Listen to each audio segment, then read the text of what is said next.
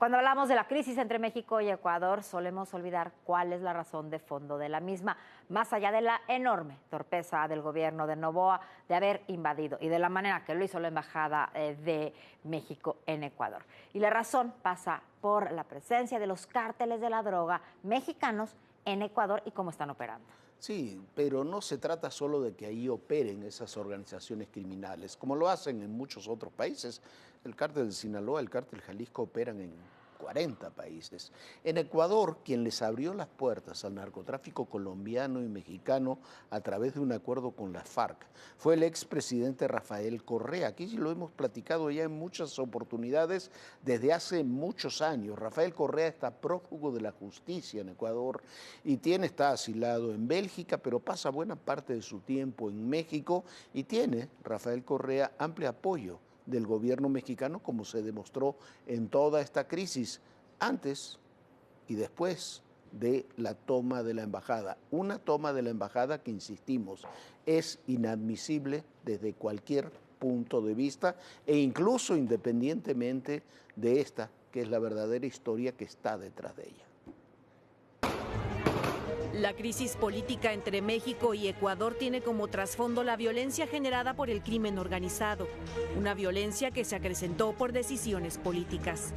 Luego de asumir la presidencia de Ecuador en 2007, Rafael Correa le abrió las puertas a las Fuerzas Armadas Revolucionarias de Colombia, las FARC, y con ello a cárteles mexicanos con los que el grupo guerrillero tenía vínculos. Esta relación está documentada en el libro Las FARC en México, de la política al narcotráfico, del periodista Jorge Fernández Menéndez. Lo que comenzó como un intercambio de armas por droga se intensificó con acuerdos entre el comandante de las FARC, el Mono Jojoy, y los Arellano Félix. Fue en ese contexto que entró el cártel de Sinaloa a Ecuador en 2009. La idea era que ante la presión que se vivía en Colombia, tuvieran una base alterna para enviar cocaína a México, gracias a la política contemplativa del gobierno de Correa ante el narcotráfico. Con una fuerte presencia del cártel de Sinaloa y después de 10 años de mandato de Correa, uno de sus operadores, Lenin Moreno, asume el poder, rompe con Correa, pero mantiene la misma política laxa con el crimen organizado. Es cuando comienza a decaer el gobierno de Moreno que se fortalece la presencia del cártel Jalisco Nueva Generación. Al llegar al poder, Guillermo Lasso intenta implementar una política más dura en seguridad, pero el narcotráfico se le había salido de las manos a las autoridades. Gran parte de las fuerzas de seguridad fueron corrompidas por criminales que además manejaban sus negocios desde las prisiones. En septiembre de 2021 se produjo la peor masacre carcelaria.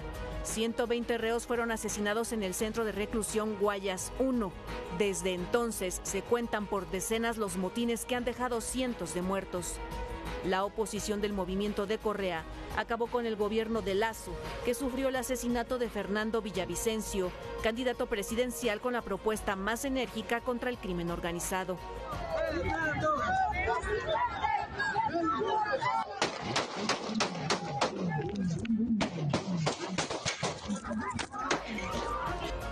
Días antes, Villavicencio denunció amenazas de José Adolfo Macía Villamar, alias Fito, líder de los Choneros, grupo vinculado con el cártel de Sinaloa.